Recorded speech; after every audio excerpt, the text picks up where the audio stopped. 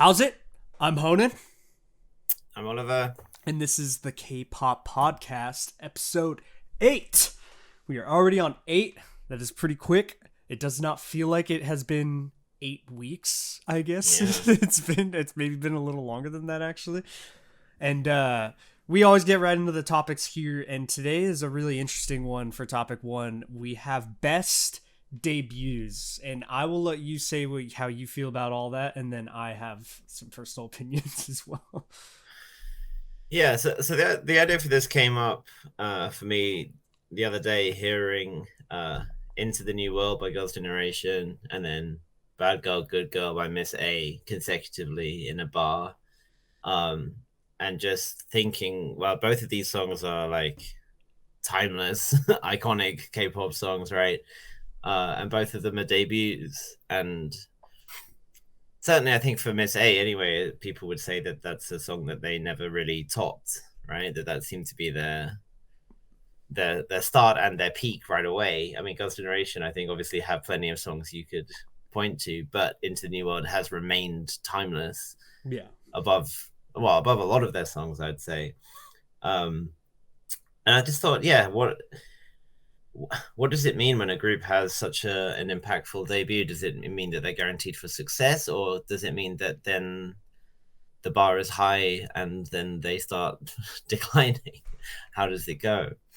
And yeah, I was thinking what groups have had really successful careers with not successful debuts, and vice versa. For me, I imagine like the debut obviously helps dramatically.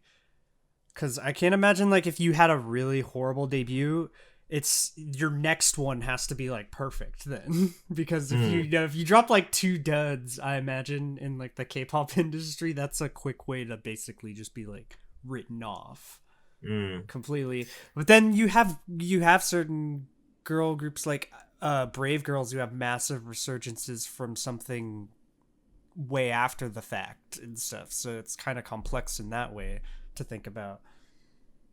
Yeah, and I mean, there are obviously groups whose careers bloomed later, for whom the earlier songs are like almost entirely forgotten by most fans. Like BTS, for example, like BTS's debut, I think a lot of fans prefer to pretend doesn't exist, and those that do prefer to kind of go, yeah, that happened, let's just move on. I Kind can't of no, thing. I can't remember if I've ever heard their debut song. Like No More Dream. I think that sounds familiar as a title to me. I'm sure someone's shown it to me because I've definitely heard a lot of BTS content. But Yeah, the MV starts with Jin driving a bus with everyone on it, and then they crash, and there's dudes doing like tricks on BMXs and stuff. And RM has like hair that looks like he's straight out of the Fresh Prince. Like it's a lot. And then their like immediate follow up was it We Are Bulletproof? That also didn't. That was even worse as well. I mean, actually, No More Dream is an okay song to be honest, but it didn't go much better for them. And then they kind of had their break a couple of years later. But it's interesting because normally a debut is often a great way of introducing someone to a group or an era or something. It always has some kind of significance to it, right? And yeah. it's interesting when that's not true. Well, yeah, most of the time I would think the debut gives you like the idea of what this group's gonna be like for the rest of their like career. Most of the time, like here's what our sound is, but then you can't think like that because there's so many groups where I could look at their debut song and it's like that's not what they are like at all right now, or something. Like Twice debut is ooh ah, right? Like ooh ah ooh, and that is that was solidly what Twice sounded like for a bit, like for quite a bit of time, I would say, because they had that kind of always very kind of cute, very happy vibe but now I would say there's a lot of variation to Twice's catalog over the last half of it. I think because K-pop is so diverse in general, even within groups, that it's nowhere near the same as it might have been, or that it is for a lot of Western artists that the debut song is like, this is our sound and this is Mm. how it, and like he might build on that and refine that, but generally it's gonna stay in that realm.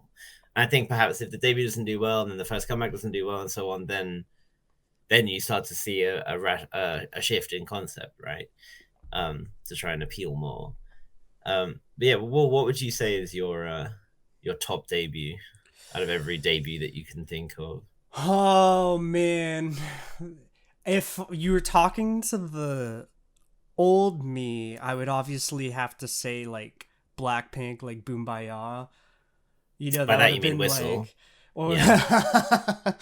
I know you always know Whistle's the better song. I don't know, Boombayah is a special place because I love like the real like club hitting vibe that it has. But man, I've grown to enjoy songs that I never thought I would enjoy. Like if you had told me before, like Happiness from Red Velvet was like, if I had checked it on early on in our channel, I probably would have just been like, I don't know. But now, because I'm such a big fan of like Red Velvet, I love listening to Happiness. I Like that comes on and I get adore excited. Happiness. Like, I'm fairly sure that one of my first comments I left on your channel was probably on like your first Red Velvet reaction. hmm. And I remember recommending I remember doing my usual thing that I did back then, writing a whole essay about the group and the background and everything. And I remember recommending Happiness because I love the way that that song uses its guitars. There's guitar in it that is used in such a neat way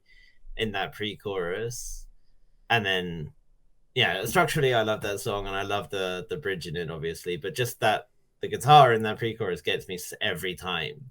Yeah, and from the start, like the la la la la la la la, like it's like instant like mood booster. Now when I hear it, it's like, oh yeah, dude, like I'm It's in it. The Happiness. second, yeah, it's Happiness when they do that whole like Yeah. thing together as a group. But Wendy's like high note too is like one of those things you're like waiting for the entire song. Right. You're like, all right, this I'm just sitting around waiting. There's no build up to that bridge at all. There's no, it's literally, I mean, bridges don't have build up, but it's just like that. It just goes wham, and then she's just like shine on me, just like right away, you know. And it's that's always been one of my favorites. I think I would guess, say that is my favorite now. Like Yeah. now, that is my favorite debut because that is just a song that I really enjoy listening to now. So yeah, so that's definitely up there for me. I think the ones I mentioned are also obviously big ones. Into the New World. Into the New World has just carried such a legacy with it, right? It's like I feel like even if Girls' Generation had had half the career that they had, that song would still have some of the impact that it does today in Korea, like how that song is used as like an anthem for LGBT movements and students' rights movements and feminist movements and all these any kind of progressive movement. Basically, that song becomes a kind of de facto anthem for them. And it's it's one of those songs that everyone knows, right? That like every idol trainee knows the choreo to that song, like the whole thing. I remember seeing a performance thing, where they had like all the different idol groups perform it together. Mm-hmm. It was like Red Velvet with Twice, with like I think IOI or something like that, and everyone together. Yeah, dude. Yeah. Dun, dun, dun, dun, dun, dun, dun. Like the melody is like super memorable and catchy from that song. Yeah, it's timeless. It's something that obviously perhaps with some more modern instruments it would still be something that could come out today and it would still hit. There's a charm to like songs having that older MIDI sound for sure, and everything when it comes on, like there's something different to it when like how the older sound effects that they had on MIDI and everything at the time. And Bad Girl Good Girl is another one that I think is just like just a flawless pop song and its own. Just it's so simple, like there's not anything crazy to that instrumentation or anything like that, and the song structure is just so cookie cutter. There's a nice key change at the end, but it's just executed so well and it's so catchy. It's just like this is exactly what a debut song should be, right? Obviously that carried with it its own impact because that introduced the Korean public to Suzy, who obviously has ridden that wave ever since. But yeah, that was definitely a big one. I think La Tata is another one. So as I mentioned in the generations topic, that I think La Tata is the song which defines the start of the fourth generation, right? Yeah, I remember like vividly early in our channel when Idol dropped, like people were like, "Oh, rookie monsters" or whatever and stuff like that. And then Yeah. when you checked that song out, you could instantly tell like, "Oh, okay, Idol's gonna be big." Like, Yeah. and I remember that's when I started going, "Oh, there's a Honan prediction in the channel, or whatever." But it was an easy prediction to make, to be like, Idol's gonna be a pretty big K-pop group when that's your debut. You know, like Latata is a like an example, I think, of a debut, like really launching a group into fame, like right away. yeah, Yeah. instant fame, like. And in many ways, well, I think it's still their most viewed MV. Yeah. And it's, yeah, I remember the first time I heard that song, it was on a bus on my way to work back in London, and I just had like a YouTube music on my phone just playing like random, like on shuffle or whatever. And I just remember when, as soon as I heard Minnie's, I didn't know, of course, it was Minnie at that point. As soon as I heard her voice, just and I was like, oh, this sounds great. Like, what the hell is this? And I was like, that's a tab by brackets G brackets I dash DLE. The name is the most confusing part. Like when you get corrected about it, because we were always like, "Oh, it's G Idol" or whatever, or something. And someone's like, "No, that's not how you say it." I'm like, "How?" My brain can't get rid of the G.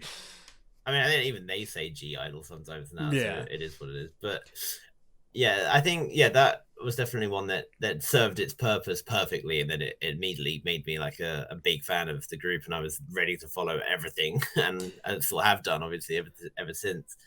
And then I suppose it other ones that I think just really perfectly capture like what the group is about, and like what they would do forever after, like Nalina by Block B, one of my favorite boy groups. That one is just like, that song is so perfectly them, and just like captures all of their swag and their charisma and their just like fun vibe that they had for their whole career, basically.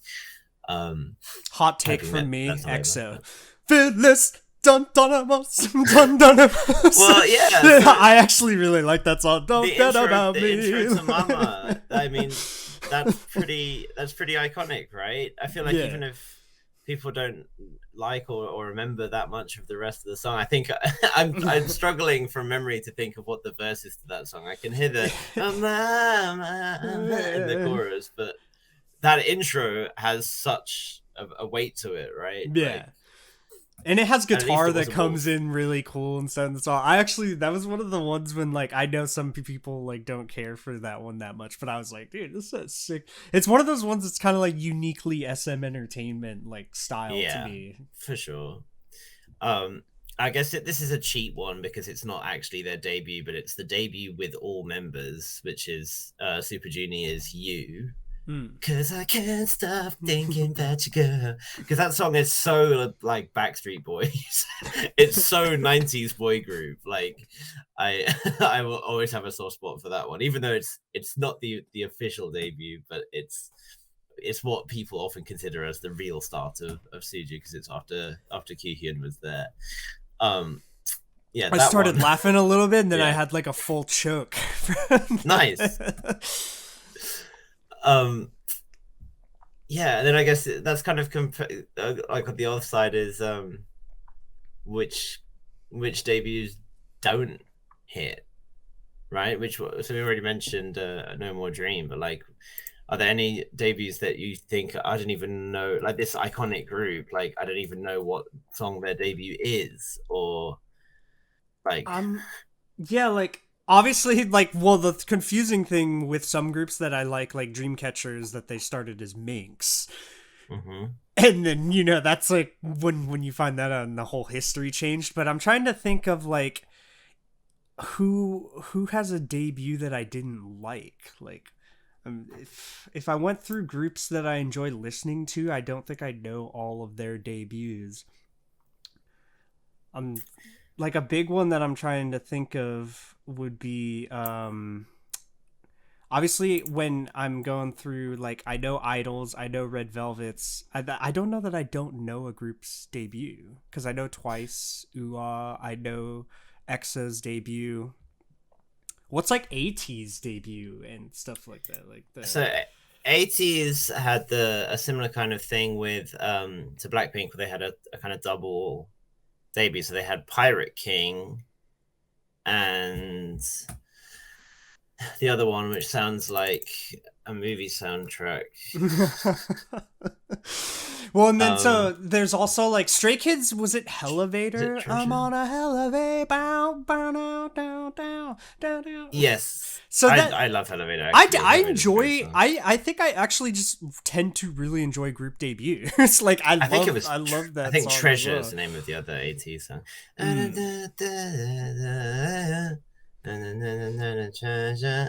Yeah, I can't specifically think of a group that has a debut where I was just like, I hate this. I'm never listening to this. What about Big Bang? Do you know Big Bang's debut what song? What is Big Bang's debut? We Belong Together. Oh no, what is that? 2006. Is that a ballad? No. But yeah, that took a while for that one to you mean it didn't just start from Bang Bang Bang right away? No. Yeah, shockingly, Bang Bang Bang was 9 years into their career, which is an interesting thing to think about, right? Yeah, Big Bang didn't catch on right away, really. They had a couple songs that didn't really hit, and then they had Lies, and then Haru certainly did the trick for making people more aware of them. But yes, they have songs like We Belong Together and La La La. I think it's called Ra Ra Ra. Yeah, I think you say that, and people who weren't VIPs from the start would be like, I'm not sure I know that one. Yeah. That one. Well, like NCT, I can't think of what their debut is either, because they have the Seventh Sense was the official debut, which I still think is a masterwork of a song. I think that's one of the best boy group songs that's been released in the last 5-10 years, probably ever. I think that Seventh Sense is like, oof.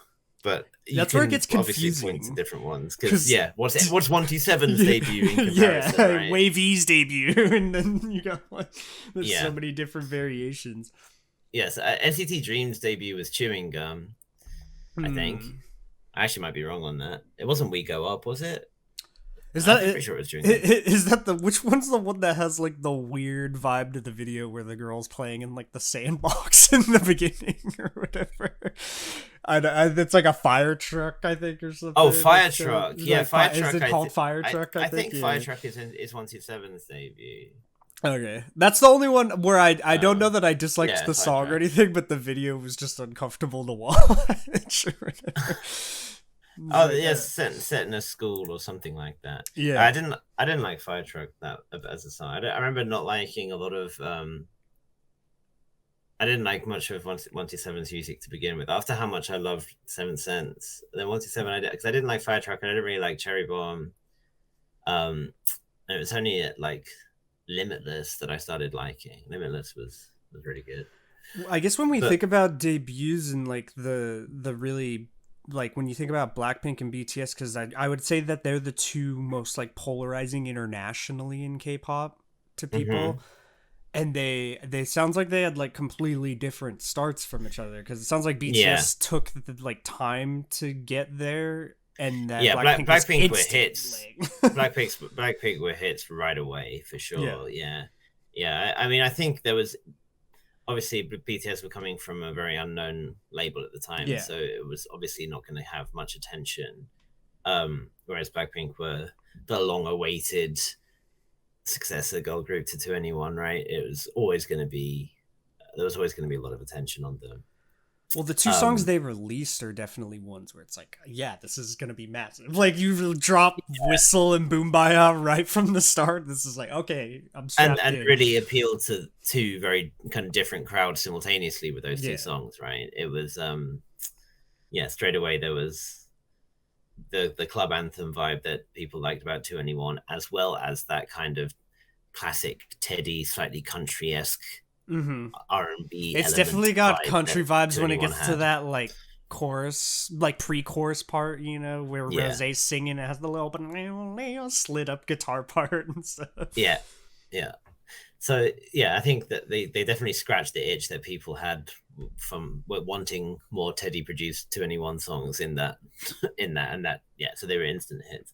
Um, Twice, the way the reaction to Twice's debut was kind of interesting because obviously there was a lot of intrigue in the same kind of vein that Twice were the next group after Miss A. And I feel like it did well, but it didn't do like amazingly well. It was like Cheer Up was next level for them, right? Yeah. Um, Ironically, you could say that for Esper, the same is true, that there was a lot of hype and intrigue, and then Black Mamba was okay, and then And Next Level really next leveled them.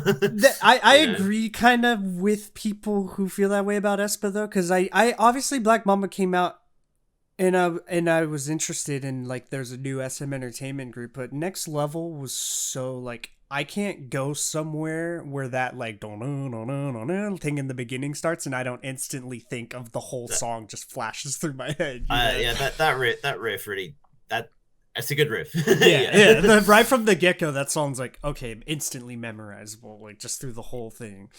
Yeah, for sure.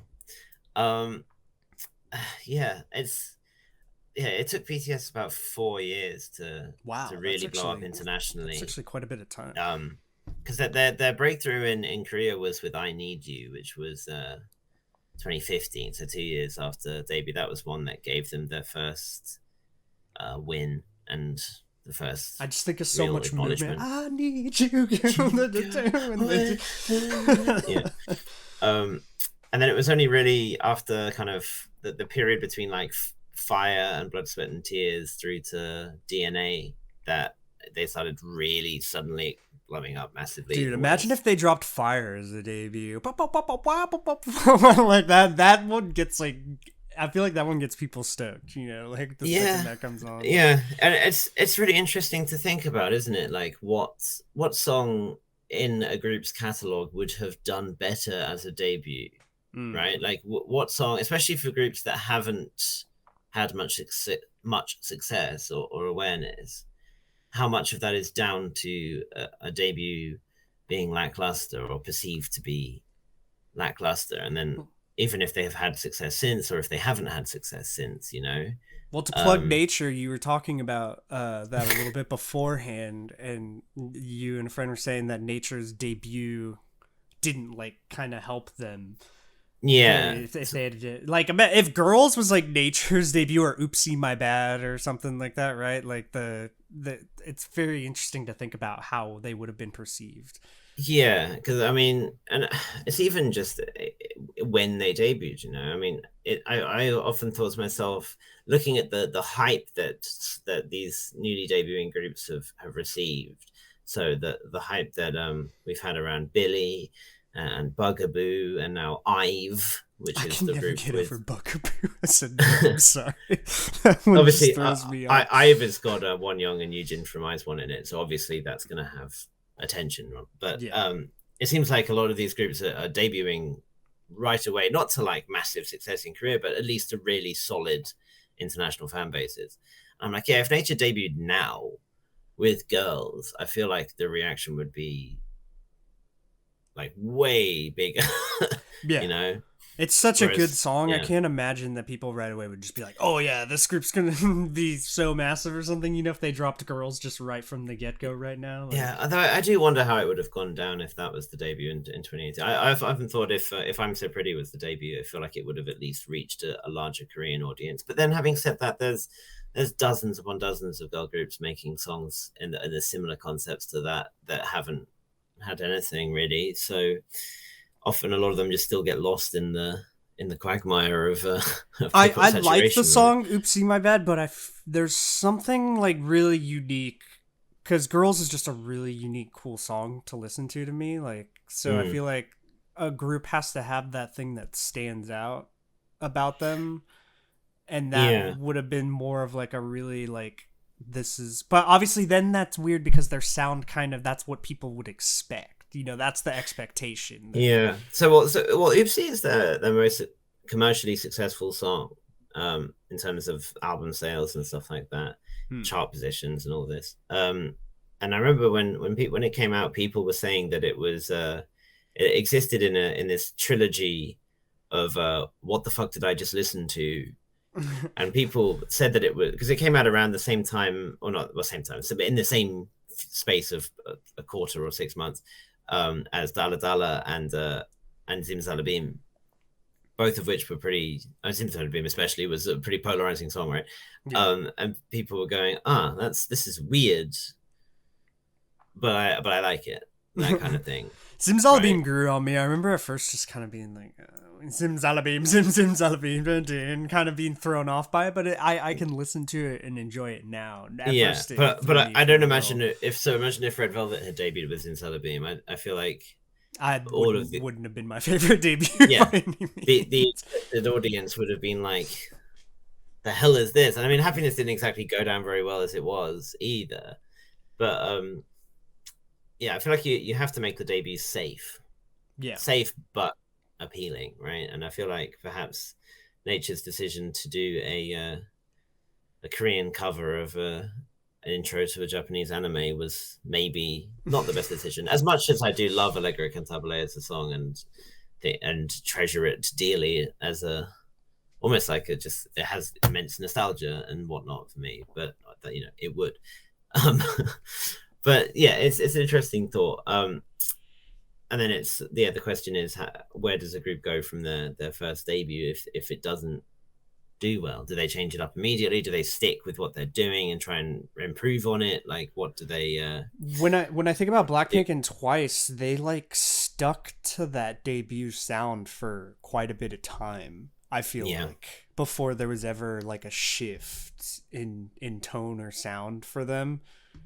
Which it's smart. I mean, it's like, okay, people are obviously established. They liked your debut. They want more of that. But then there comes the point where it's like, is there going to be anything a little different coming out, you know, at some point? Like a different side of the group? Because I like Everglow, I love, obviously. And I'm trying to remember, is their debut the Bon Bon Chocolate or the Dun Dun one? Or, yeah. That right? Yeah. Bon Bon Chocolat. Yeah. The sky. Na, na, na. Which I believe their debut was big, right? Massive. Yeah. I mean, there was so there's been some suggestion that Yueha were buying some YouTube views for that one because it shot up in views. And it did, that view surge didn't follow for Adios or Dan Dan, so it's a crime. I fucking love Adios, man. That is such a good song. Goodbye, Adios. I mean, you would, because it's just like that hits all my just an anthemic banger. Yeah. For me, I was kind of like, but in a club, it goes hard. But I've never listened to it otherwise. But yeah, but that certainly threw them onto the scene, right? And I think as soon as people saw that trend happening, people were like, "Oh, I'll check this out." And I feel like perhaps people did end up looking into Everglow that might not have otherwise, just because of how much it was trending, regardless of how legitimate or not that trend might have been made.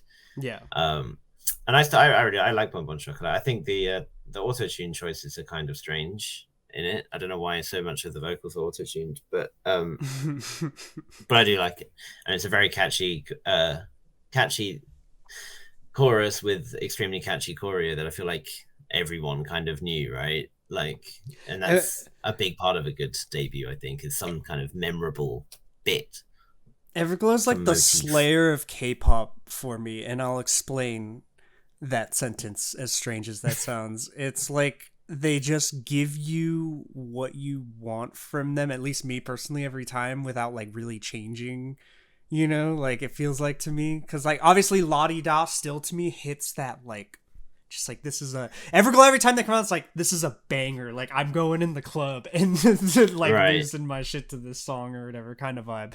And I was like, in metal, that's kind of like Slayer just never anytime they dropped something, it was always like, okay, this is Slayer. Just like instantaneously, really fast, just constantly like really demonic kind of vibes to the whole thing, you know, like, so there's Everglow to me kind of always kicks off that vibe when they have a comeback coming where I'm like, I know what I'm gonna get, but I'm glad that's what I'm getting.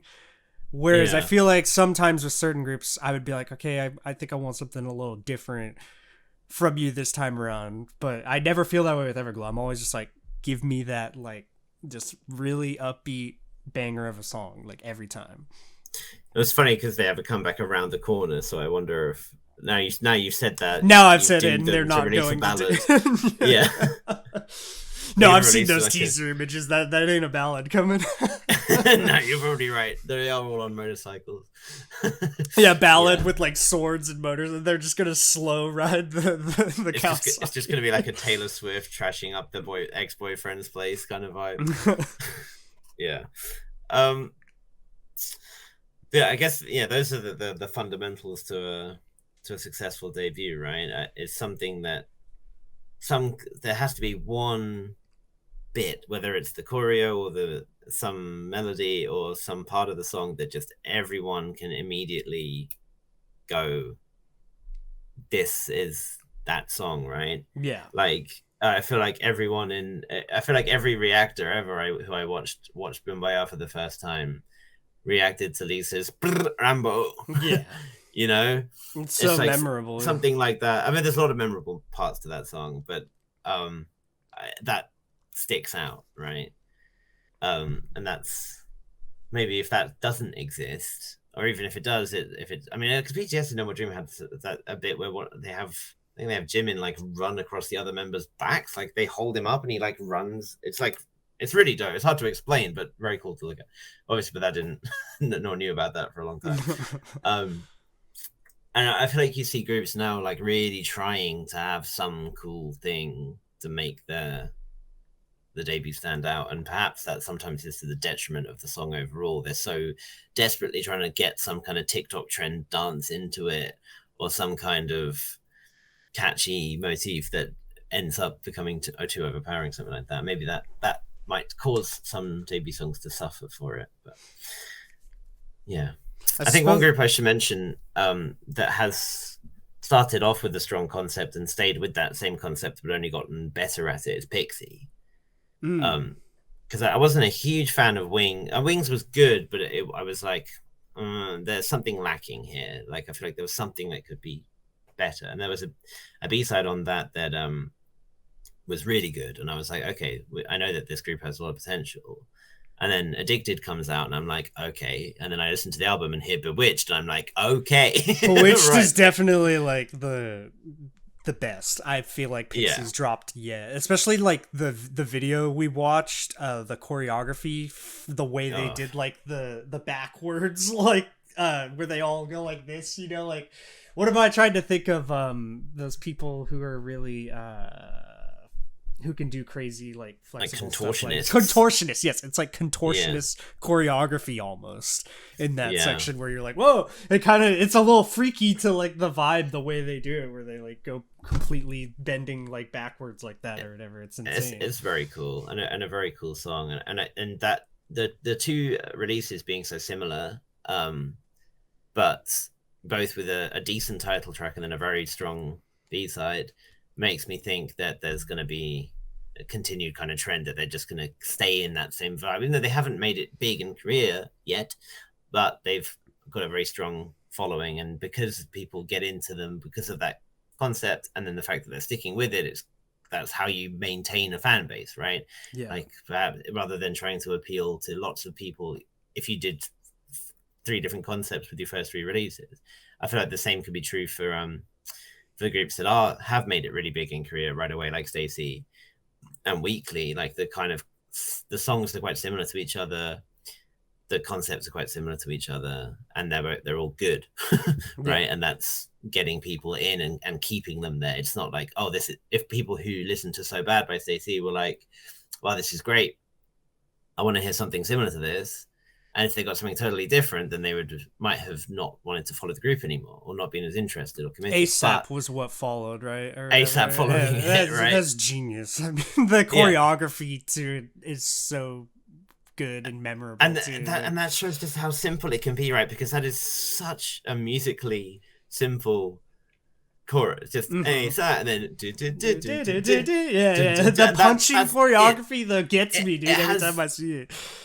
it's just it literally it's just like I can't even remember. There's probably like a single bass note with that melody over it, and then like Mm-hmm. a percussion, and that's it.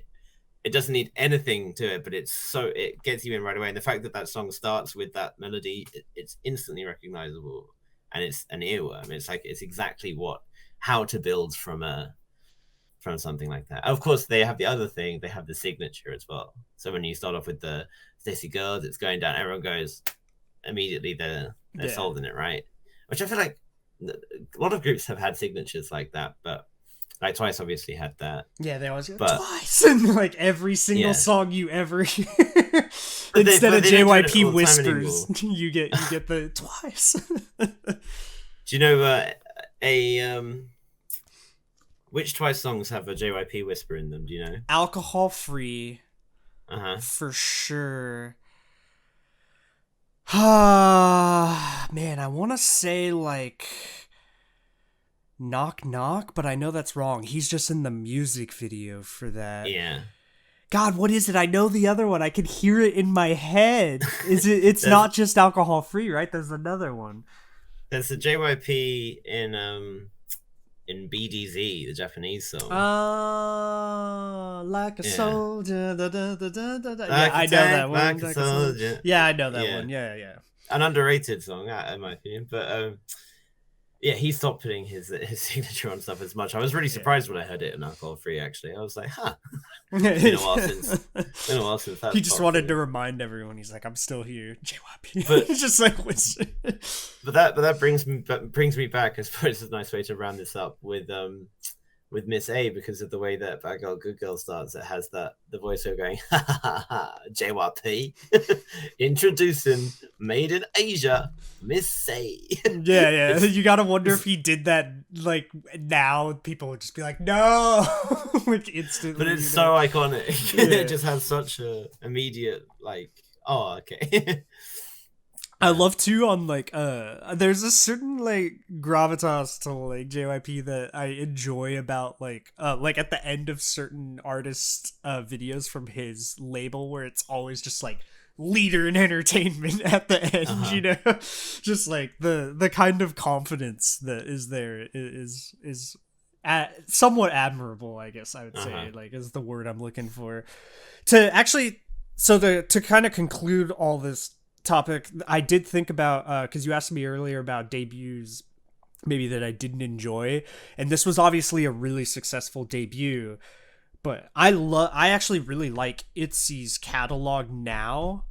Mm. But I would say Dollar Dollar is like one of my least favorite debut songs, and like I don't really care for like I don't listen to like Dollar Dollar like go around listening to it, you know what I mean? Like that's one of those ones where it's a little like it does sound like very ITZY, like there's something about it where I much prefer what came later, you know, like Wannabe and Not Shy and like Mafia in the Morning now and stuff like. But yeah, you would think I would love that song because I like so much of their later music and it's similar, but there's something I don't know. There's just something that throws me off Yeah. a little with that one. I kind of agree with that. I wasn't massively convinced by the. I didn't. Same with IC, but both of them I thought were fine, Yeah. but I wasn't really thrown out. And then, to be fair, that's how I've stood on almost all ITZY title tracks. I liked Wannabe. And then the only other one I liked really was Loco. I wasn't a big fan of Not Shy. I wasn't a big fan of Mafia in the Morning. They're all like decent songs. They're all okay to me, but none of them really make me go, "Oh yeah, I love this." Gotcha. But there was a B side on on Dala Dala that I really liked, and then yeah, that I would say I'm like a massive ITZY fan in general. I think they're all right.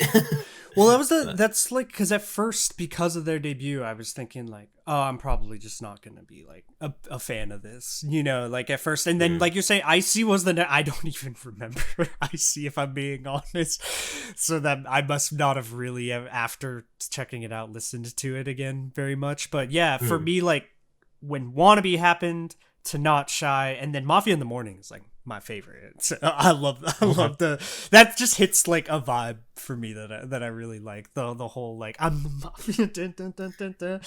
There's just You certain things you like your women to be strong. yeah, I like that, like more kind of like mature like vibe, I guess, with like a little bit, I don't know that mature is the right word. I can't think of the right word for it, but there's just something about that style that clicks with me.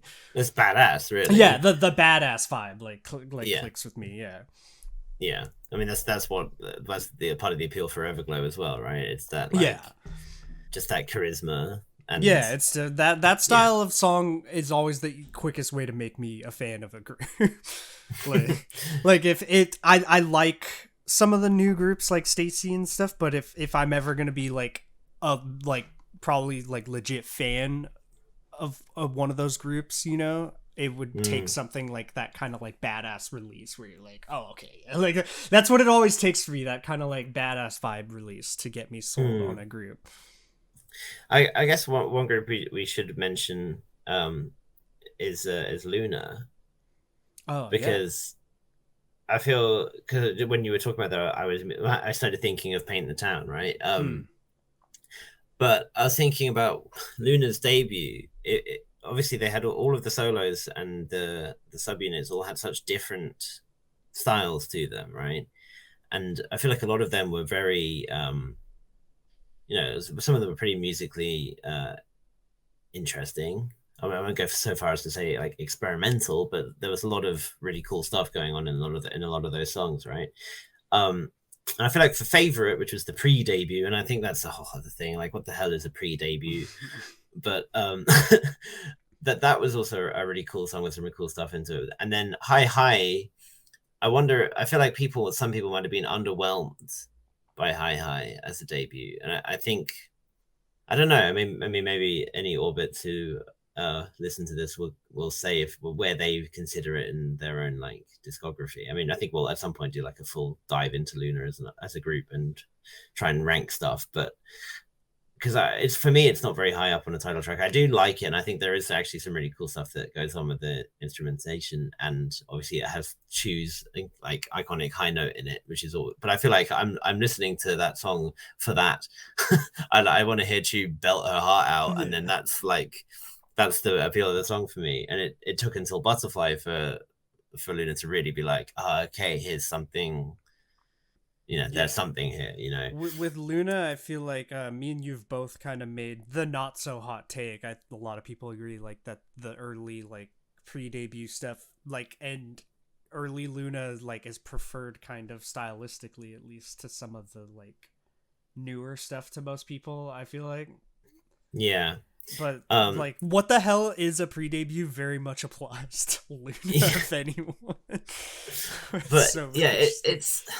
I feel like there must have been fans who were following them since Heejin's debut and who were disappointed by the full group, Hmm. and maybe even by the subunits. I don't know, or maybe by some of the I subunits. mean, my favorite's still Heart Attack by Chew, so. It's very very fair, you know. But yeah, that's an interesting one to think about. Like, how far does a group who've had a lot of pre-debut stuff, how much does that affect the debut itself, right? Because I feel like Weekly's debut in isolation is a pretty average song. Mm. The highlight for that is Monday's rap in it, which is really good. But it's Weekly had so much pre-debut hype, so much content that they had such a following before they even debuted. It was kind of like it was going to be a hit no matter what the song was, kind of Yeah. thing. Which obviously, if you're a K-pop company, that's exactly what you want to do. If your pre-debut like outshines your debut, it's like kind of what you're talking about. It like and why not just debut with with that? Sometimes when you think about it, like Well, because It's I like think that's true for Stray Kids. Actually, I think Elevator is a pre-debut. no, is it? I think District 9 is their debut. I might. Then what I'm would sure. it? I'm sure Stays can correct me if I'm wrong on that. I think that is true. I think either that or it's the other way around. But I'm fairly sure Elevator is the pre-debut and District 9 is the debut. Because we were saying like kind of before we started into this, I was saying like, oh yeah, I love like Elevator. Like that's when I Yeah, was thinking about boy group debuts, like Elevator yeah. down, But down, maybe down. that shows exactly what the issue can be, right? Is that Yeah, something else can stand out more than the debut itself, right? I mean, yeah. District 9 is a good song, it's an okay song as well. Elevator, I think, is a great song. But yeah, yeah, I'm fairly sure that it's a pre-debut technically. It's interesting to think about. Well, I feel like I don't know if there's anything we didn't cover about debuts, but like we always say, we could always cover anything that anyone leaves in the comments that they feel we didn't talk about as far as a subject within the topic. But yeah, just to conclude all of that, Happiness is the best debut. Yeah, and Cupid by Oh My Girl is underrated. that's my closer. I'm trying to remember if I know that one. I'll have to find out later. All right, so that was topic 1. Okay, so topic 2 is group numbers, which just when I say that I mean size of groups. Obviously, Blackpink has 4 members, and then you got twice size groups, and then you got Luna size groups where I'm pretty sure by now I could maybe name every member, but I Okay, go. bet. All Luna members go. Chu, Olivia Yes. K, Yes. Heejin, Kim Lip, YVES. Do I say Eve? Eve, yeah. Eve. Oh man, that's where it gets confusing for me. Oh man, is that really it? Can I only do 5 out of 12? Give me a clue, like a syllable of. One of the names has just the same syllable repeated twice. Oh my god, that's it. I just got those 5. Can you name the next 7? VV Vivi. is what I'm thinking of. Yojin, Jinso, Jin Sol, bro. How did I forget that one? Cherry, Go On, Hustle, and Hyunjin. I just named the 5 that are like my favorite, and then I forgot after that. That's honestly how it works for me. I just remember my favorites, and then I forget everything else. I think Luna was easier to learn for me because it was like because it was easy to learn them with like the units and solos and stuff like that, right? It certainly took a lot. It was a lot quicker to learn than some of the other groups of similar sizes. Yeah. NCT but it's still is never gonna happen for me. It's just it's still hard to just reel off a whole group. Like if you see a picture, you can go, "Oh, that's that. This yeah, this is." But so I'm just thinking, wait, and then who have I forgotten? Who am I missing? That does kind of happen sometimes. I'm just glad there's not a VOD of me trying to name the BTS members from an image, because that was rough. Can you do the BTS members from memory? Can you make Army watching happy? Oh man, can I do it now? All right. Yeah. Let's see. So you got RM. You have Jin, right? Yeah. And V. Yeah. Suga. Yeah. J-Hope. Yeah. Jimin.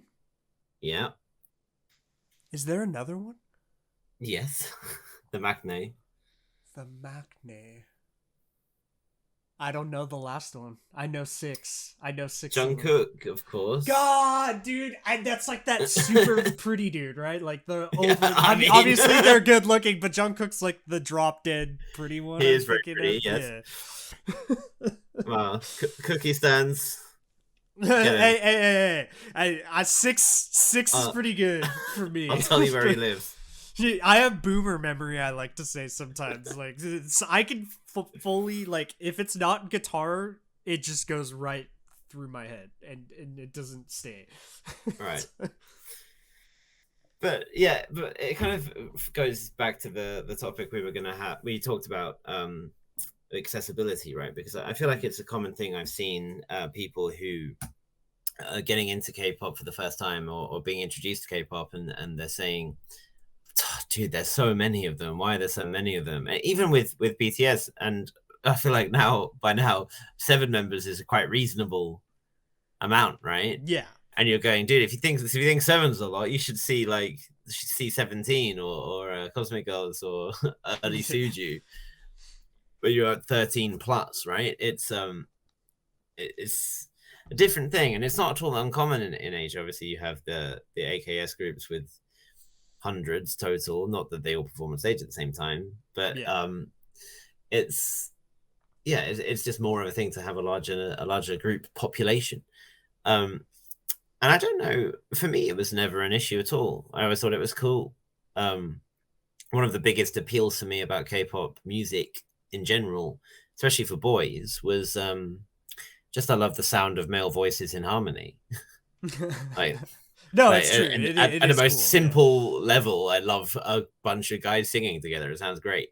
So like when you have songs like even just 5 at that time, like Chinese Sherlock, when you have just all of them singing together, it just sounds great. Especially SM harmonies are so SM cool. Monster, for example, when the chorus comes in, you have what feels like everyone. It sounds great, and it's like I feel like this is richer because there's more of the voices involved, right? Same with Overdose as well. Overdose is probably even a better example than the Monster because you still have the Chinese members there too. So yeah, I don't personally get it, and I wonder for you when obviously you knew about K-pop before, but when you started reacting, was there the thought of when watching some of these groups going, God, there's a lot of them? I think for me it's different because the first K-pop group I knew anything about before ever reacting to any of it was Girls' Generation, which is a pretty large group. So in my mind, it wasn't unusual to see like 9 people in a K-pop group. Because Girls' Generation had 9 already, like G and stuff. So I already kind of had the mindset of like expecting quite a few. If anything, it was strange seeing Blackpink and there was 4 of them or whatever, you know. Like, because it is funny, isn't it? It feels like 5 is usually the bare minimum, and it's rare to see groups with fewer. Obviously, you have your Blackpink and Mamamoo with 4 each. And it's hard. I'm trying to think of other 4-member groups, and I can't. Is there 4 think of any off the top of my head that I can even think of? I guess Big Bang is 5. Yeah, well, so they're not anymore. No, now not any. I guess now. AB6 is 4 now. Oh, okay. But yeah, it's interesting to think about. And even then you have some who are fewer than that, right? Like trios and duos. Obviously, you have more duos in the world of outside, like this K-pop adjacent world, like Davichi, for example. But and a duo recently debuted called Lily Lily. The song was all right. Recommend it. Go check it out. The trio, there's Third Eye. It's a trio. Yeah, how could I forget that, man? Tommy's gonna be sad that I forgot to talk about Third Eye. I'm sorry, Tommy. But it's so much rarer, right? It's so much rarer. I think from 5 and up, and I think generally you see groups hitting that kind of sweet spot of 6, 7, or 8 tends to be. I think I wonder if you get a statistician could compile every group and all the numbers of members and see what's 9 the median. is like a magical number to me for K-pop because obviously Girls' Generation and then Twice. I feel like when there's that girl group that's like the nation's girl group, it's like 9 for some reason, you know, like it just seems like that or whatever. Because I kind of think of Twice in that they have like kind of that. Obviously, I'm not going to say they have Girls' Generation status. I feel like Girls' Generation is like a really special place, right, historically to K-pop. But Twice gives me that kind of vibe that Girls' Generation had, where they people are kind of totally encapsulated into that time, like Twice era, kind of thing, where it's like their Yeah, era. and That, I mean, I guess this is something we could talk about. The idea of the nations group in general could be another topic, but I do feel like people will look back on Twice's career in the same way as they do Girls' Generation. I mean, it's not quite the same because Girls' Generation, obviously, as you said, they have that historical importance, right? Yeah. I mean, when people say BTS paved the way, I always think that's stupid because people paved the way for BTS, and BTS in turn have helped pave the way for the artists that have followed since. Although can be said that not anyone has quite managed to follow that far just yet. Let's hope that more do. But yeah, without Girls' Generation, there wouldn't be a K-pop in the West. It's as simple as that. So that's obviously why they have that difference. Also, I have to say I of course forgot another four member girl group is Brave Girls at the moment. Ironically, we're 5 when Roland was recorded, but Haeyeon left long before the blow up, and she said she's fine about it. But Brave Girls is a murky one because obviously this is a second generation of members, so it's confusing. But yeah, they're 4 at the moment. So, but yeah, I think a point to make about why 9 was a thing and why these numbers. Obviously, there is a practical reason for elements of it, which is on the one hand is the choreography. So it's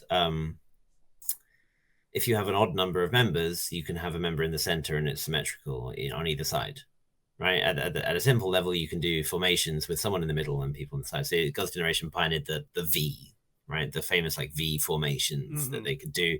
We have Yuna, and then you have the others on either side, right? And that's exactly what happened with Twice. So obviously now choreography is a lot more complex, and there's a lot more walking off stage that happens, which is cool. I mean, maybe there was some of this more in the past as well, but you would see like a couple of members coming out while other members kind of step off to the side, and then they come back in, and like you have different rotational stuff. Like if you've ever watched a performance of Regular by NCT 127, you have it's like so fluid how members are just coming in and off, on and off stage. It's like it's a way to make a rotating or a different number of members work. There's like different advantages. Like you're saying, when there's more members, like the choreography aspect of it can be more interesting because of what they can do with that many members. But then when you're trying to show it to someone, Blackpink is so easy to just be like, here's 4, that's Lisa, that's Jisoo, that's Jennie, that's Rosé, boom, that's all you have to remember. Right. Whereas, if I'm showing Twice to someone, it's like, okay, sit down for a second. We're gonna have to, or like, especially with like Luna, even as many times as I've watched Luna and many things, it's still just like there's 12. Like it's still a lot to kind of to take in. And and I think in a way it is an advantage for groups like Luna who became kind of known for their choreography, right? Like you simply could not do a choreography like Butterfly without 12 members, right? I mean, well, you could do it with 11 as they showed, but like it looks the way it looks because you can have like a little pocket of some members on one side and a little pocket of members on the other side, and then 2 members go on up into the air in the back, and then people in the front. It's like and obviously you could do that with dancers, right? You could have backup dancers and you could do that kind of stuff. It's more interesting because it is members, though. Like that's when it's large group and there's like not really backup dancers because it's such a large group. It's more fascinating in a sense because when the members are that involved in many ways as just being a performer, because naturally when you have a larger group, the actual singing part most of the members have is going to be massively reduced. Yeah. Right? I should have remembered Go On, because I always remember on Luna things everyone's like, Go On needs more lines, spammed like 20 times in the comments. True. Yeah, and then obviously you have 17, which I suppose can be like kind of the boy group equivalent to Luna in terms of a large group. One more member in this case, 13, and being known for their dance, right? 17 are like impossibly synchronized for a group of that size. Yeah. And I think I know. I don't know if they still do this, but my 17 fact, my carrot badge, I think is that because they were split into 3 units. I think 3 units. Maybe it's 3 or 4. I think 3 units. I think the way they changed the meaning of 17 as their name was like 3 units plus one whole equals 13 members, 3 units, one whole. Even though they Seven. were supposed to debut as 17, that's how they And kind of that's why it was called that originally. Yeah, but anyway, I think each unit learns the choreo on their own, and then they come together, and then they just have to time it up. So it's rather than them all trying to learn at once, when it would just be a clusterfuck. I'm trying to remember. Does NCT have anything where like all 23 of them did the performance? Black on Black. Oh man, I just imagine and Resonance last year. Getting 23 members synchronized as a group just sounds very, very difficult. But I guess when you consider how many backup dancers there are, sometimes it happens all the time. Yeah, but then usually, not always, but usually when you have the performance, the backup dancers are doing something slightly different, right? They're doing a different aspect of the choreography that's designed to be more subdued and to highlight the main performers, right? It's not like you're just all in a line doing the same dance. It's so when you have all the members dancing, and then it's like the highlight is everyone on stage, which is an interesting thing. And yeah, for me, I think it's cool. I love that how much you can do and how much you can see the difference between a 3 or 4 member lineup compared to an 11 or 12 or 13. But I do get that it can be off-putting for people. Yeah.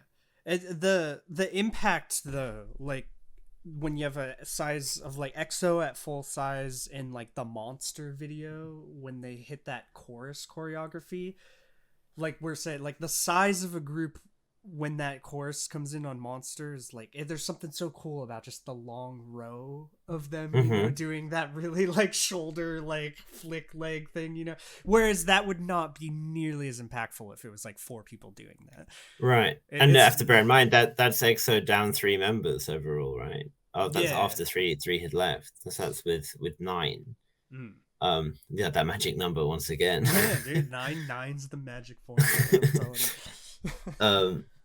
But yeah, exactly. You can't make those large formations without that. Without it, just doesn't work the same way. Yeah, because like you can see groups covering Monster with fewer members, and it just doesn't quite have the same. When they do the particular the eggs crosswalk thing, it doesn't quite have that same impact. Blackpink and Mamamoo too are kind of 2 groups. Funny enough that people kind of talk about where it's not really, the choreography is just kind of like there as a thing. It's not like any of a focal point of what they're doing. I would say especially with Blackpink, sometimes they don't seem to do the choreography. It just becomes more of an actual just like singing performance. Just a performance, yeah. It was the same with I mean, YG groups have always been like that, and they will have dancers on to do the choreo. Yeah, I think we talked about this before, but it's so it's not the focus, and I respect that. I think that's a totally fine way of doing it, right?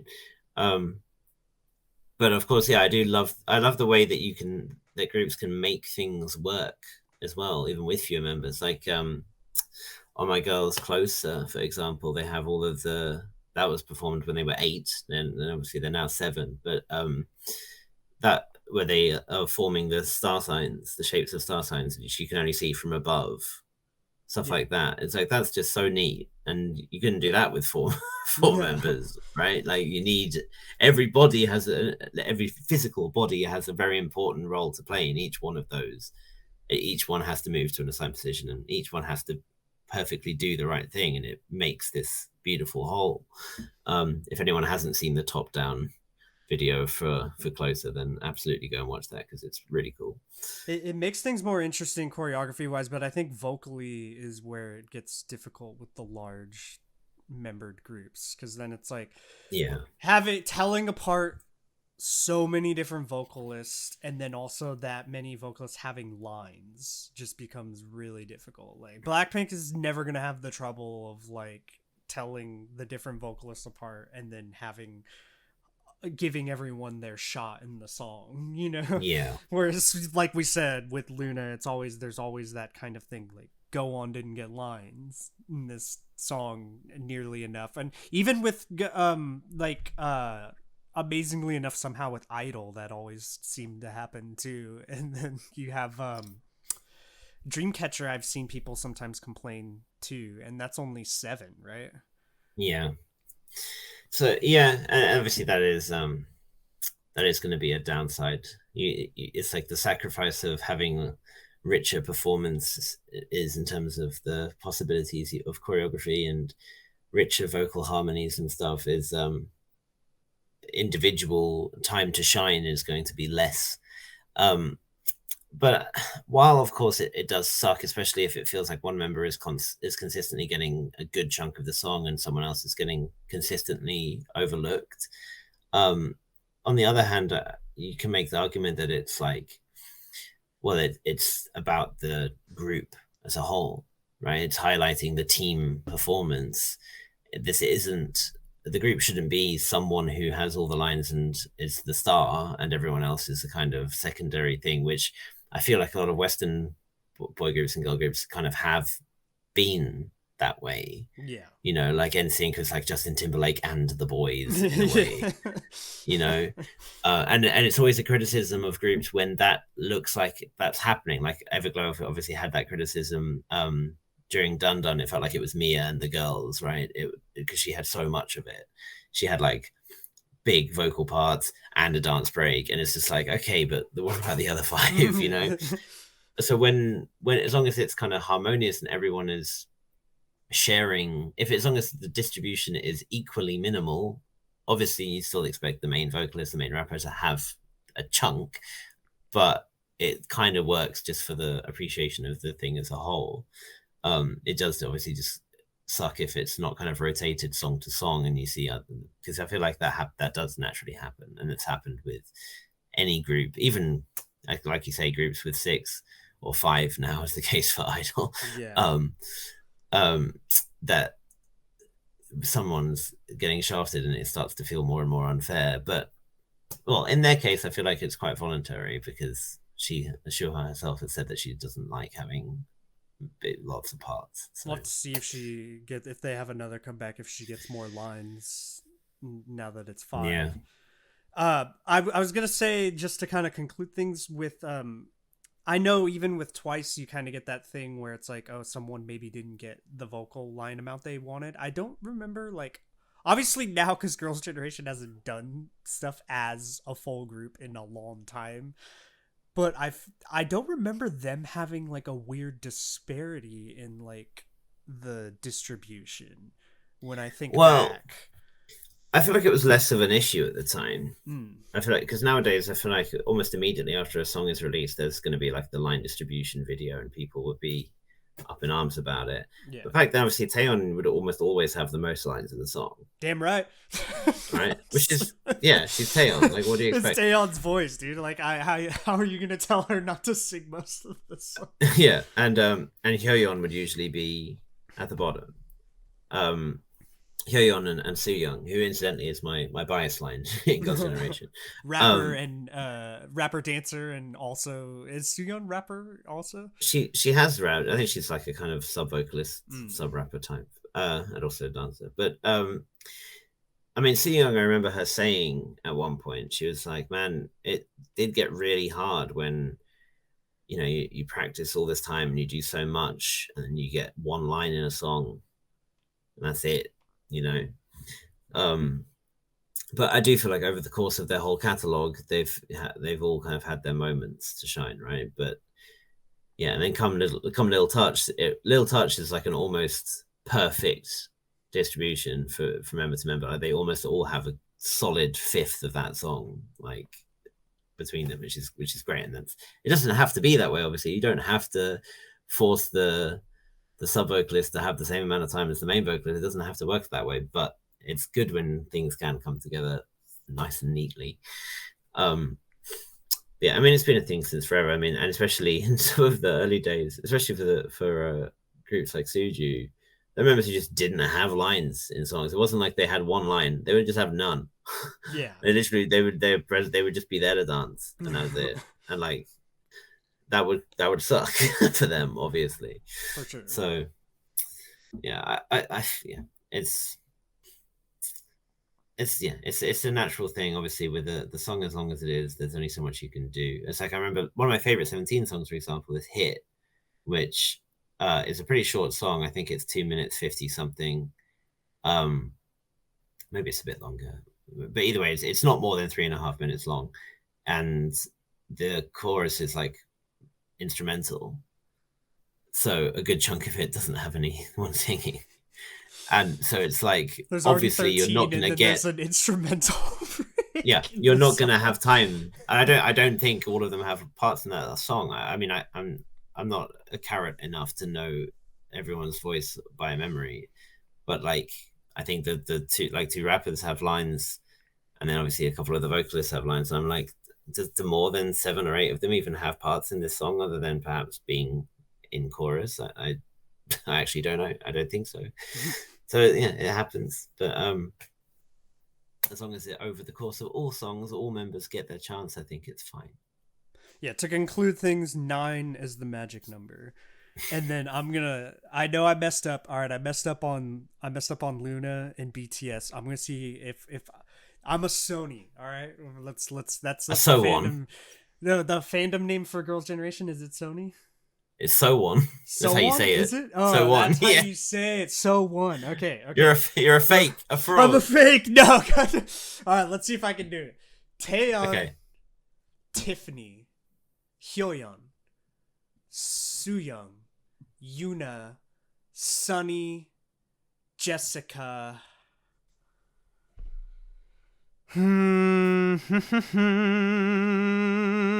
God, I know her because she's an actress, and I can see her face They're in my both actresses. mind. The remaining two. God, why is this killing me, dude? What is her name? One is still at SM and one isn't. Did I say Jessica already, right? Yes. And I said Tiffany already. Think of the other member of the Taeyeon Tiffany subunit. Sohyun. Sohyun, Right. yeah. Sohyun. And one more. I said Sunny. The Black Pearl. Yuri. There God, I got it. Thank you. I needed those. You I did needed it. those. I needed those tips, but I did it. I got all 9 of them. For some reason, like Sohyun just could not. Like I see her face, but her name could not appear in my mind. But I got it. Hey, it counts. Okay, You did it. You redeemed your Sony card. So one is how you say that. Okay, so that's at least I know that now. Because it's one with No, yeah, right? I see it and I instantly just say it how I would imagine in English. It does look like that, yeah. Yeah. That was it for topic 2. All right, topic 3, transcending K-pop. I apologize if at some point in this episode, me and Oliver go on a long spiel about IU being a goddess. I know we've done that probably 3 to 4 times consecutively in the last couple episodes. It's just bound to happen anytime there's the opportunity to bring her up. But I think Oliver has like something else in mind to talk about before we would ever cross that border. Yeah. So this topic idea came to mind because of the prevalence that there is from some army to say that BTS isn't K-pop. The idea that BTS is bigger than K-pop. Yeah. Which I won't use to slam them, although I do think they're stupid and wrong. But it's the idea that K-pop is somehow something smaller that can be transcended. Like someone can, as if someone exists within the K-pop bubble but can then rise out of it by appealing to the West, which I think in its own way is an extremely problematic viewpoint to have, as if you're somehow only legitimized in the world of popular music as a whole rather than just being condemned to the K-pop sphere. Yeah, I don't know that I've ever heard anyone say like the Rolling Stones are larger than rock or anything like that. Right. You know? Like they still fall under a category, you know, like. Yeah. And I guess, I mean, not that there was, I guess Brit rock was a thing, but I don't think anyone was calling the Rolling Stones Brit rock, really, No, were no, they? it's They it's were rock. just It's rock music. they're just a Like, rock band, yeah, right? Yeah. I guess it wasn't the same as like when Britpop was a thing, mm, and people were using that as a genre, a regional based genre, um, which we'll go into what we'll say in general, which is how does one actually define what K-pop is? can I say on the BTS thing, what's confusing about it Yeah, is, are they are they trying to say that BTS is not pop music then? Like, because that's where it gets a little like, it's okay. But I can understand maybe if you want to get rid of the regional tie-in, like calling it Korean pop, and you just want to say they are a great pop band or right. pop group. But are you trying to say that that's not what they are either? Like, it's like it gets a little like, what are they then? You know, Yeah, like, yeah, and I feel like the answer to that probably is some people would say yes, and some would say maybe the most diehard ones would say no. They're BTS. They go beyond any genre, yeah, and because okay, so this is where it gets tricky, right? Because in the West, obviously, pop means popular music, mm-hmm. right? But there is some somewhat of a genre definition about pop as well.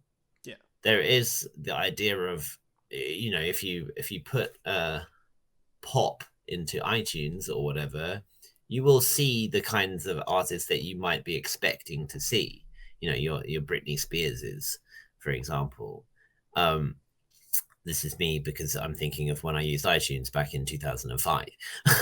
yeah. um, and there is obviously that actually is a genre. It doesn't make any sense. How do you define what pop music is as a genre? And the answer is, well, you can't. Yeah. And what is considered pop music as a genre has changed over the years in the West as it is, right? Because there was that period in the early 2000s where like R&B was probably the most pop music. Like people like Usher, for example, I feel like was a top pop artist, but what he was R&B, right? Or Well, even Michael yeah. Jackson, for example. It's like Michael Jackson, the king of pop, but is his music the same as Britney Spears? No. How can they both be pop, The as a umbrella genre? of it is massive, but I try to think, so if they were like saying something like, okay, they transcend the genre, then you have to classify, when you say okay it's just BTS, then you're technically trying to classify a new genre, and then you're Yes. trying to create a new genre name, which has obviously happened many times in music. I Yes. don't know that BTS falls under having created a new genre of music that didn't exist before, in Right. the way that certain artists have created new genres, and created a new genre name. Like, but I can understand in the sense where, like, I hear, say, a group like Nine Inch Nails, and they classify that into industrial, and it's like, is it? Because I've never Yeah. quite heard anything that sounds like Nine Inch Nails before in my life, And before or since, you know? it's almost like, yeah, because what I consider to be industrial music is like throbbing gristle, Yeah. right? And I don't listen to Nine Inch Nails and think that this is the same as listening to Discipline or something. Yeah, It's yeah, for it's sure. like but it does have its own niche, right? But it's different. And the thing is, I feel like K-pop does this a wonderful thing of challenging genre, but the idea of saying that BTS is above K-pop now is its own genre implies that K-pop is a genre of its own, which I don't think it is. Mm. Right? I don't think you can define K-pop in genre terms because how can you Yeah, listen to it's different artists so from it and different say that from they're the same genre? Dreamcatcher to what you have as Twice, you know, as a, Right. From Twice to Dreamcatcher to 80s, it's like each one of them is making very different sounding music, right? yeah. Um, and that's the point. There's there is room for nuance in genre discussion. Um, and I think what you can say BTS, people want to define them as having the BTS sound because of the amount of genres that they've explored throughout their discography, fair enough. Mm-hmm. But all of those genres, although they might do things with them that are fairly fresh, I wouldn't say that they have broken new ground necessarily with their music in terms of its genre. It's more about how, and this is true for any K-pop artist, it's how they engage with existing genres and how they blend them together that makes K-pop so interesting and original to listen to, right? Um, so yeah, I do think it's a dumb statement, and I don't think it's. I think just the idea that it implies that K-pop is somehow lesser than Yeah. pop music is ridiculous to me. Um, I and imagine why I BTS fully don't themselves understand that. probably thinks, if anything, that they're expanding K-pop, rather than Yeah, untying themselves from it or something, But popularity, it's like a thing. Popularity doesn't equate to creating something new. no, Like being the most popular in a genre does not mean you created a genre. no, Like no, absolutely. so I think that's kind of the misunderstanding there, where some people might think because they're so massive that they've created a new genre of it, whereas I would say they made it way more popular than it's ever been, or expanded it to new heights, Yeah, would be the right way to think about it. yeah. I mean, and obviously you can point to the influence that they've had, and I think perhaps something that does at least make them stand out is the overarching message in their music, right? Mm-hmm. That has been, the idea of loving yourself and accepting yourself and everything and having a voice is something that obviously is a great message, but I feel like that is quite a not unique. It's not fully unique, but it certainly is a breath of fresh air for what the Western music market has been like in terms of what messages that has had, which has been perhaps the ideas of self-love tend to verge more into arrogance Hmm. and bragging, right? It's like look how great I am, look at what I have that you don't, kind of thing. Um, Not to tarnish all Western artists with one brush, but it's more of that vibe. Whereas BTS perhaps is a bit more of a wholesome, everyone together type thing, and that Yeah. obviously has helped their popularity in general, right? Because it's a message that everyone can get behind. Um, but again, there's plenty of that in K-pop in general, and I just I get wanting to feel special. That's a Twice reference, but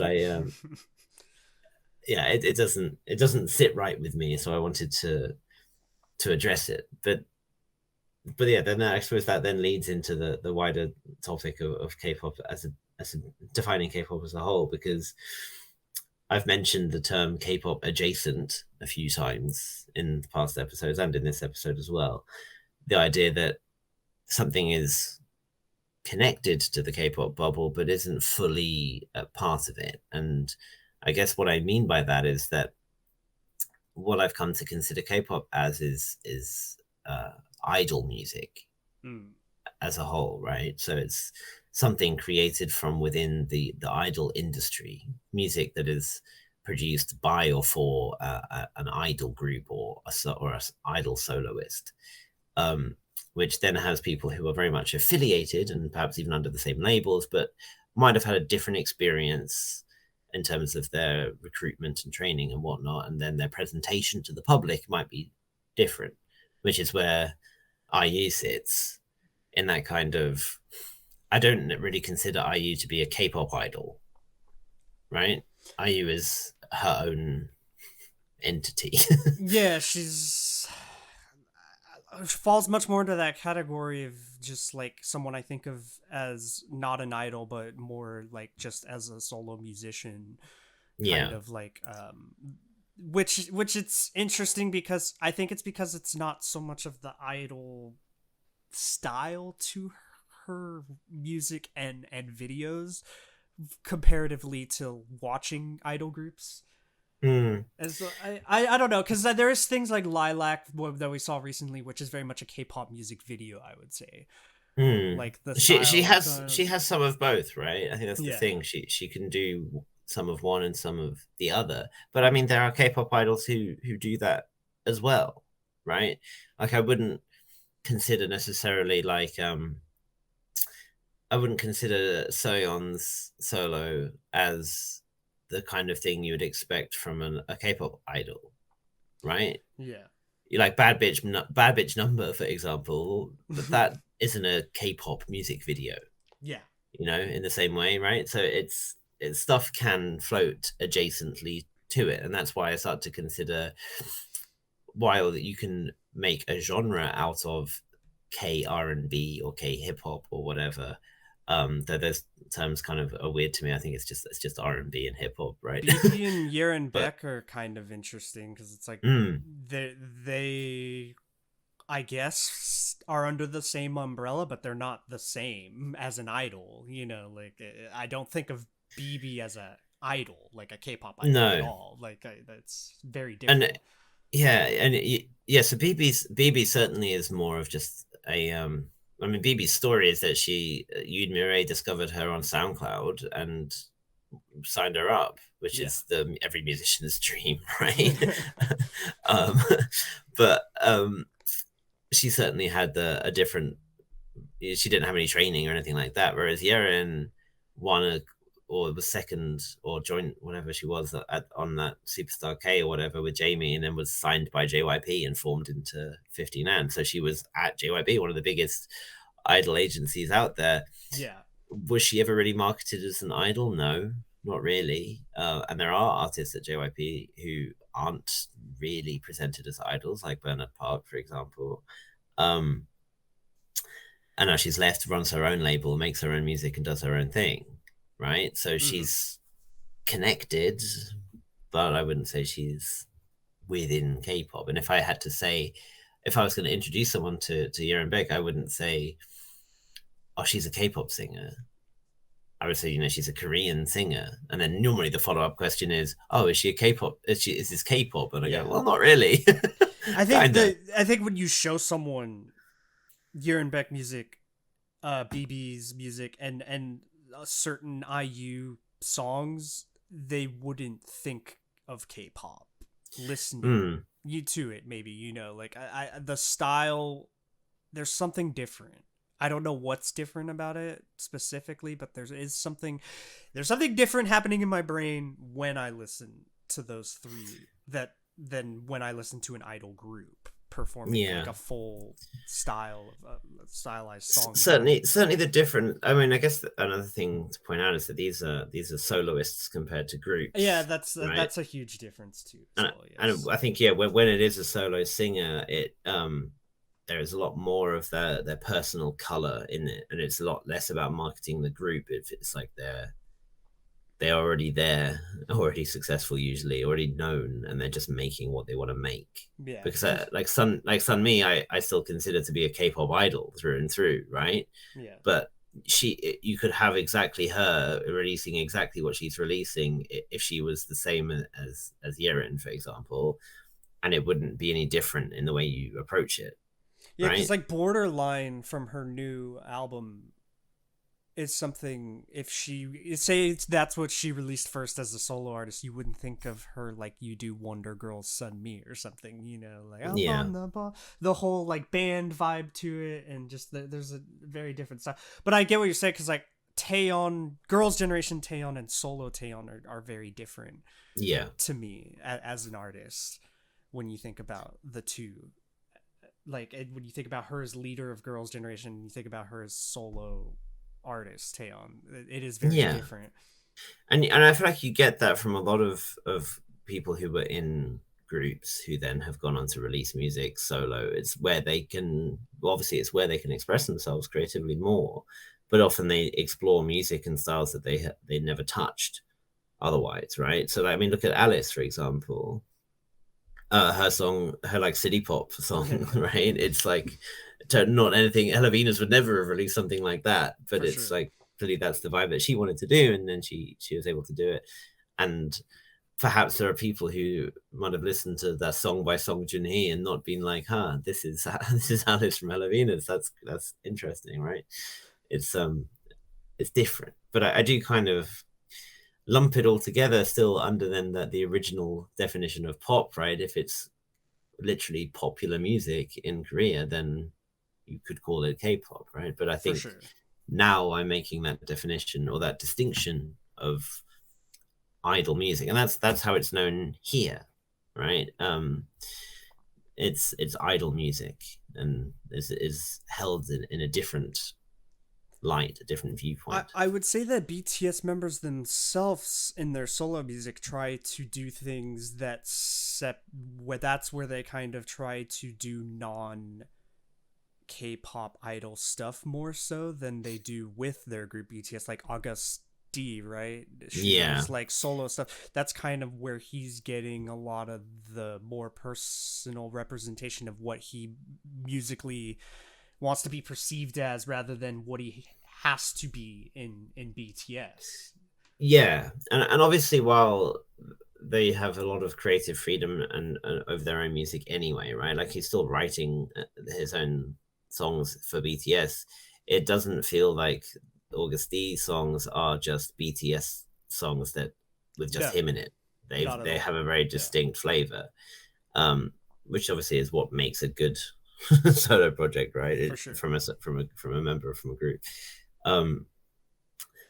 But obviously, I would still consider it to be K-pop Yeah. in a way. It's tough because yeah, in isolation, you can't listen to it and say what's the difference between August D and um, I don't know, Simon Dominic, for example, just to throw a rapper that came to mind. And musically, so there's really not that much, right? Mm-hmm.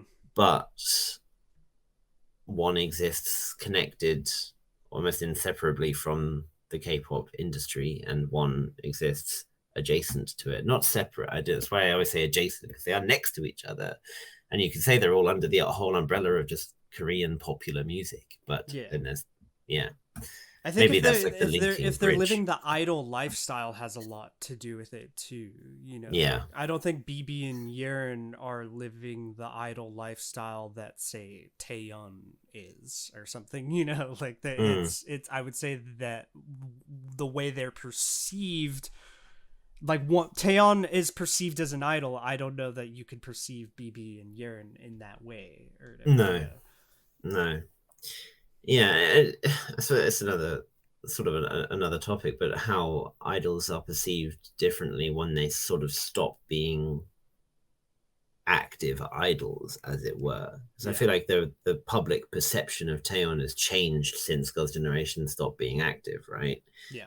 Even though she herself is still releasing music, she's viewed differently, Mm-hmm. and it's almost a very subtle shift in perception. And you have to wonder, you know, if IU's career had started differently, if she started in a girl group, for example, for a few years and then left and then had the exact same path, how differently would she be viewed for it? You know, Yeah, like then it what would becomes the difficult to separate the identity from being an yeah idol because she was an idol at one point. yeah That's where it becomes tricky. The thing with to kind of conclude on the BTS aspect of that a little bit, I can't separate I can't say like BTS and EXO are not like in the same vein of each other, you know, like in the are not both idol groups in K-pop doing the similar kind of thing as each other, you yeah know what I mean? So that's where I can't say that they're not K-pop or something, because then is EXO not K-pop then, and is all then there's all these other groups you have to start saying, okay, well, are they not K-pop because they're very similar in a sense to what BTS is, or, you know, like yeah. Well, I again then the other thing, I guess the this kind of ties into a previous topic is it are are Dynamite, Butter, and Permission to Dance K-pop songs. yeah. So that's where it actually is tricky, where they are actually somewhat making something that is not K-pop, I would say, because it's very hard because there's something formulaic that's still there, you know, but it's like a Mm, fully English song. So then is it just pop music? right. It's like Like a fully English song written by English English people. This wasn't written by BTS, right? It was English speaking, at least, singer songwriters who made it with the sole purpose of appealing to the Western market, right? Yeah. Or like that's the main purpose of it. But it's performed by a K-pop group. So yeah, where's the like does There's it an is the interesting market line it's to aimed draw. at, Yeah. is that what defines whether or not it is K-pop or not? I don't think so, because anything can blow up, right? And I mean, Life Goes On still hit number one on Billboard. And that's a Korean song by BTS, right? It's not, that's a K-pop song. So how can they go from a K-pop song to a not K-pop song to a K-pop song? Yeah. That doesn't, that, and that still of course implies that there's some musical way to define the song itself, because as we were saying with English versions or English releases, is Twice as the Feels a K-pop song? And I would say absolutely it's a K-pop song. I think right? specifically that one kept so much of the vibe of Twice's Korean releases. And that's why it feels so much more like K-pop to me, where I would say they were appealing in a Western. They didn't lose their K-pop style appealing to making a Western song. You know what I mean? Like. So then what is that K-pop style? Yeah, there's just, because Twice has a very it's something to them that they didn't lose when they did the Feels, where it's like, okay, you were just appealing to the Western market, this doesn't sound like Twice, right? You know, whereas I would say exactly the same thing that says, it's that Twice thing. That's what people are saying when they say it's BTS as its own and thing. I can understand that a little bit. That's why there's like a bit of a gray area to it. I would say it depends on what your definition of K-pop is. To me, if you're making music in Korea that is pop music and it's trying to appeal to Korean society, that kind of to me that is K-pop music or whatever. Like you're making pop music in Korea to appeal to the Korean market, I would say is K-pop. Okay. In a sense. But that doesn't mean that's everyone's definition of it. That's just like a personal definition that I probably have of what K-pop is. But there's also a very distinct style to K-pop that I enjoy because it's not something in Western pop music. It's very different. So then by that definition, you would agree that at least those English BTS songs aren't K-pop. By that definition, but that's a personal definition that I have for it. So I understand that not everyone would agree with that. So, but then would you then agree that BTS are no longer a K-pop group while they are making their song? Well, so I feel are they no longer a K-pop artist? The lifestyle, and the perception of BTS to me is still very much a Korean idol group. Right. Regardless of the music that they're releasing now. Yeah. It's where I can't separate them from K-pop because of that. To me. Yeah, and I think that's what really defines K-pop. That's why I say it's idol music, because it's the idol aspect of it. Yeah. Right? It's the fact that it's made by idols. It's presented by idols, and it doesn't matter what the music actually sounds like, because it can sound like anything, as we've known. It's how it's presented and created within that industry.